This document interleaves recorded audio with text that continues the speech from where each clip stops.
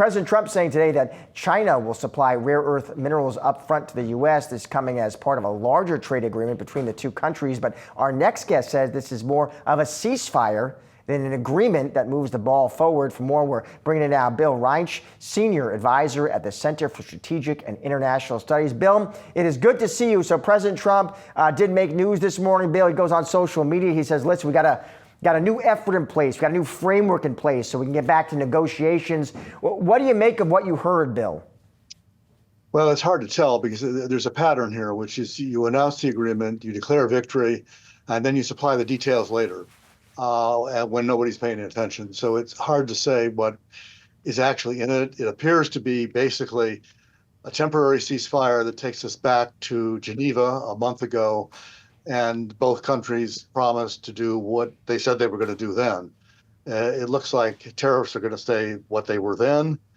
The two trade-offs that have been mentioned by Trump and by Commerce Secretary Lutnick at various points today were, one, they're going to export more industrial magnets, and we're going to let their students come into the United States, which really takes us back several months to the status quo ante. And the other one that's actually, I think, the most interesting is they're going to export more rare earths, and we're going to remove some of our recent export controls. And that, of course, is the mystery to be decided. Which export controls are going to be removed and to what extent, which is really important. And second, which rare earths are they going to export and to what extent? Because they have structured a very complicated export control regime of their own. And, is this going to be everything or a few things, and at scale or in smaller quantities? And we don't have answers to any of that.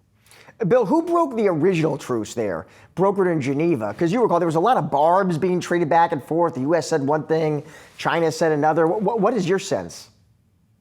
Well, I think what's happened, I've been talking to colleagues here as well, and coincidentally talked to someone who's an American who is based in China and happened to be visiting today. And it sounds like what happened is that China figured out belatedly that they've got leverage, and that Trump, in this case, doesn't hold all the cards. And the Chinese hold a big one, which is export stuff that we need, rare earths and some industrial products, magnets, small industrial magnets being one, which are very important for our automobile industry and some other high-tech products. They really have right now effectively a monopoly on that. And we can do something about it, but it'll take a long time. So they've got leverage. And I think what we're seeing this time around is they used it. And they used it to get what they wanted, which is some easing of U.S. export controls and getting their students back here, which is I hadn't realized, but apparently is an important thing for them. And Bill, we talk about leverage, and listen, I get it, we need those rare earths, but don't we have leverage too as well, Bill? I mean, how much of those Chinese consumers and exporters feel the pressure from those elevated tariffs? Well, that's a good question, and it's a little bit of a mystery. The assumption, and I think the Trump assumption going in, was that we had a lot of leverage because their economy was not in great shape and that we are a huge buyer of their products. And if we stop doing that because of the tariffs, they would be in even more serious trouble, and that would give us some leverage. I think this turned out to be less than we thought. It's not a democracy. The Chinese don't have to worry about public opinion in quite the same way that we do, and they've been able to, I think, manage the economy, not beautifully, but they've been able to stave off some of the disasters that I think the Trump people were predicting. So I wouldn't say we have no leverage, but I think at the moment, it turns out that we seem to have less than the Chinese do. Final question, Bill. Maybe it's the most basic question. What does the Trump administration, Bill, want? What is the deal, the final deal, that you think Trump would say, okay, that's a win? Well, that's a good question, and it's a mystery. In his first term, what he wanted was basically a restructuring of their economy. stop subsidizing, stop creating overcapacity, stop stealing Western intellectual property, a whole range of stop harassing American companies.